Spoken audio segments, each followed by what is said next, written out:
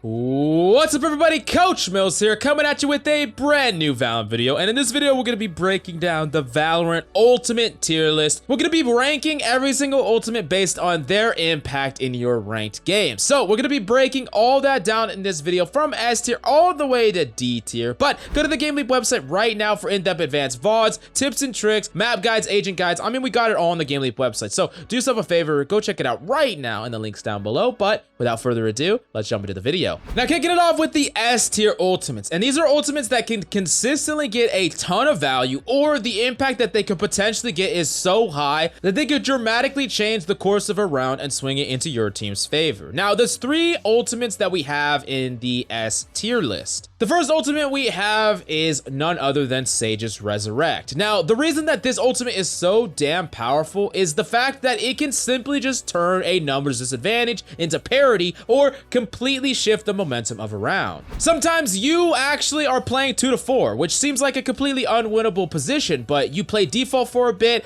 your Sage gets a pick, and now it's 2 to 3, and then you res someone, all of a sudden you're parity, and now you have a legitimate chance to actually win the entire round. Plus, you can potentially res people that have their abilities, good guns, or even their ultimate, and all bring that back into play. Of course, it's the best ultimate on our entire list also because it's amazing with the flexibility aspect where you can use it just to actually have good eco. If you notice the eco of your team is going to be really bad in the preceding round, a lot of times resing even one person and allowing them to save an AR could be the difference between allowing your entire team to buy and having a fair shot at the next round, or being forced in a really weird half buy half save situation. Now, the next ultimate that we got for you in the S tier is none other than Killjoy's Lockdown. And some of you might be freaking out that this is in the S tier, but if pro play has shown us anything, it's that this ultimate has incredible amounts of potential impact. It actually enables the #1 retake strategy that is being used a lot in pro play, and because Killjoy just forces a clear of so many different areas, as long as you make sure that all the areas that you want to clear are actually cleared out with Killjoy's ultimate, and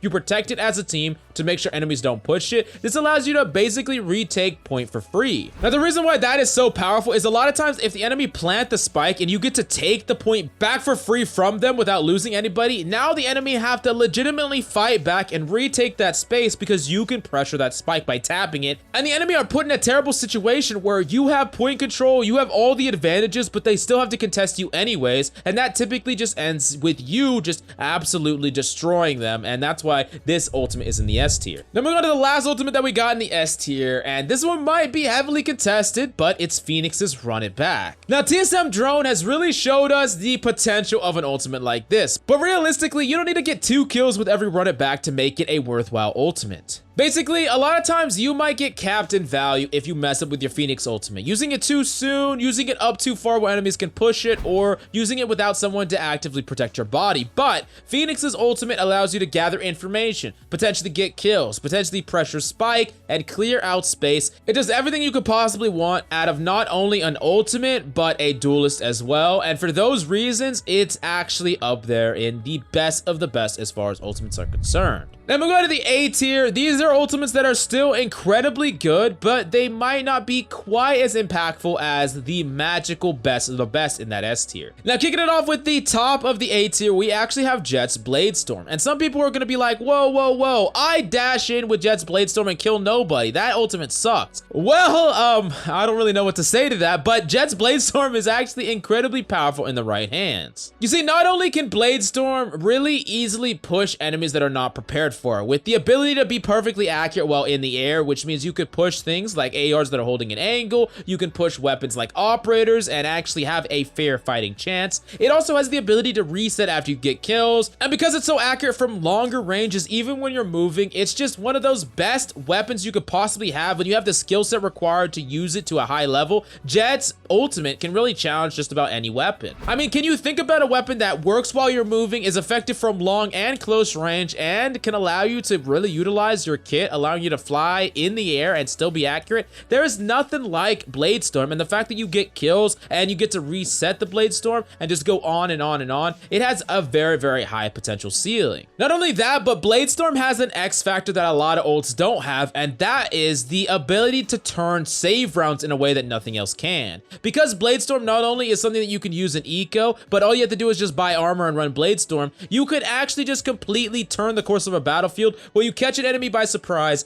dash in, get that Blade Storm kill, they drop their AR, you get one of your teammates to grab that AR, you have numbers advantage, and then you're just going to go in, and if you get any more value, that round's basically won, and your whole team was saving with pistols, and the enemy team had ops or ARs or whatever the case may be, and now you're winning that round based on the back of one ultimate. That's the potential of Jett's Blade Storm, and that's why it's at the top of A tier. Now moving on to the next ultimate that we got for you in A tier, it's Breach's Rolling Thunder. A very, very powerful ability that can really clear out space, demand the space from the point, and if it catches any enemies in the blast, you're basically gonna get some free kills. Now this really shows you how really big AoE or actual retaking of space abilities are very powerful, similar to something like Lockdown. The only downside to Breach's Rolling Thunder as opposed to Lockdown is that it doesn't always clear out the entire site. Sometimes it can only clear out parts of the site, where if you were like trying to take Ascent A, for instance, if you used Killjoy's Lockdown, you could clear out the entire site, not have to worry about those close corners, but Breach would have to pick a certain aspect of the site, and that's what makes it slightly less powerful, but in some ways it's more powerful with the ability to actually do really rapid takes on points, as you see in a lot of pro matches where they use Breach's Rolling Thunder to do really quick takes. They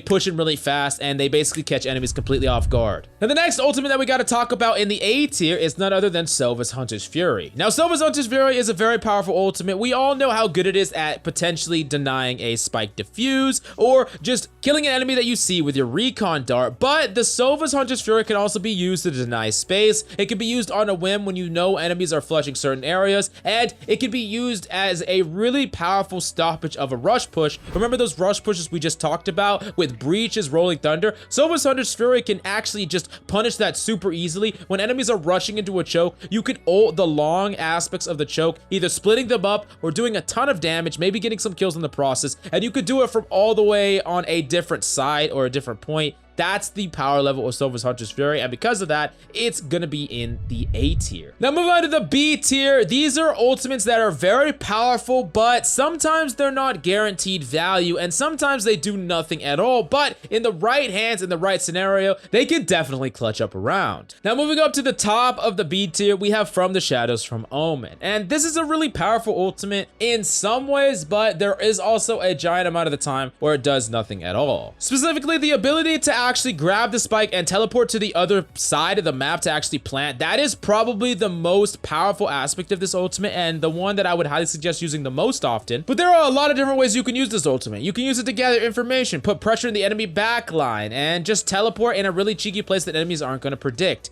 These are ways to really get some value in the right scenarios, but a good percentage of the time, if you don't use these right and your team don't put in the right amount of pressure, you could easily turn a From the Shadows ultimate into just you getting picked and your team kind of being screwed because now their only smoke player is out of commission. I would say that there's very solid ways to get consistent value out of this ultimate, but if you tap into anything outside of that, there is a big liability. So definitely keep that in mind before you try to just use this ultimate for some of these high risk, high reward plays when you have all this really high reward but low risk plays right in front of you. Now moving on to the next ultimate that we got for you in B tier, we have Sky Seekers, which is sometimes terrible when it doesn't freaking work and the Seekers just fly around in circles because it's bugged out. But when it actually does work, Sky Seekers is pretty good. Now Seekers is really good because it gives you information and it's something that enemies have to actually challenge. They can't just hide in a cubby or something like that. So it's really strong for taking objectives or points, especially when one enemy is hiding in like a corner or something. They literally have no winning scenarios where they either have to use all their ammo on the Seekers, give away their position, or they have to peek out and you know their position anyways and you could really easily kill them.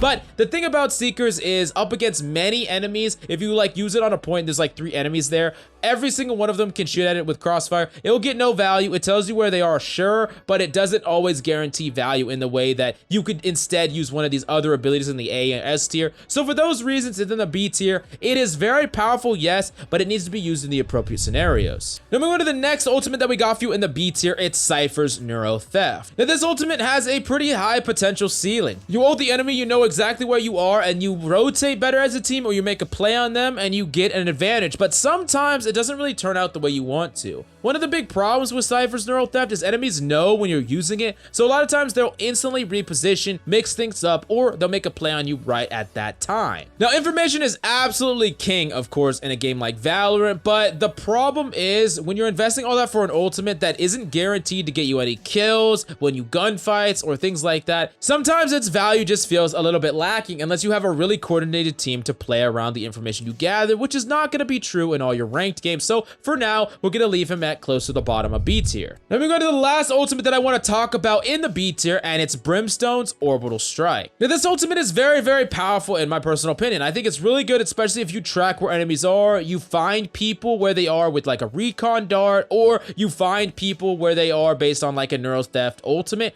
You can actually ult them and punish them with Orbital Strike, and it can of course be used to take space or clear out areas on the map. The problem with Orbital Strike is there's too big of a margin for not getting any value, where you're actually using it and it flushes enemies out of an area, but it doesn't actually get any kills. And when you compare it directly to something like Rolling Thunder or Hunter's Fury, you can really see how it's not guaranteed a certain amount of value all the time. And unlike Hunter's Fury, which can actually contest Spike, it doesn't have the offensive capabilities of Hunter's Fury. So in the head-to-head comparison, Hunter's Fury is just going to get more overall value while still being able to do a lot of the same things. And for that reason, Brimstone's ultimate is actually at the bottom of B tier. Now we're going to move on to C tier, which are ultimates that are, yes, very powerful potentially, but the average amount of impact these ultimates are going to get is not necessarily very high unless the skill set of the person or the setup is absolutely perfect. Now, the first one is probably one that's going to be heavily contested, but it's Reyna's Empress. Now, I know that Reyna's Empress has an extremely high ceiling. I mean, you get healed, you go invisible. It's amazing for retakes, especially if you are just a god. You click ahead, you activate Empress, and you just go in and you just retake or clutch up a point you had no business winning. Now, that being said, just because that is the potential of the ultimate, there is a really low floor as well, where you activate it and you maybe get one person and die, or you just actually just get killed without getting any value. Now, it's not a bad ultimate by any means, because as a Reyna, you're going to be getting it a lot more than other characters, because you're going to be getting more picks, so you can use it very often, and I would highly suggest just using it whenever you have the opportunity to. Use it a lot instead of using it like once every 6 rounds or whatever the case may be. However, it is not an ultimate that is 100% going to clutch up a round, and it's definitely not an ultimate that you're going to think about playing the entire round around, unlike something like Killjoy's Lockdown, for instance, which can dynamically change the actual macro strategies of your entire team. Reyna's much more solo oriented, and it doesn't have the ability to actually turn a lot of these really hard save rounds like Jett's Bladestorm, but it's still a very powerful ultimate in the right hands. Now moving on to the last ultimate that we got for you in the C tier, and it's Raze's Showstopper. Now we know the ceiling of Raze's Showstopper. When you get those 3K, 4K, 5Ks,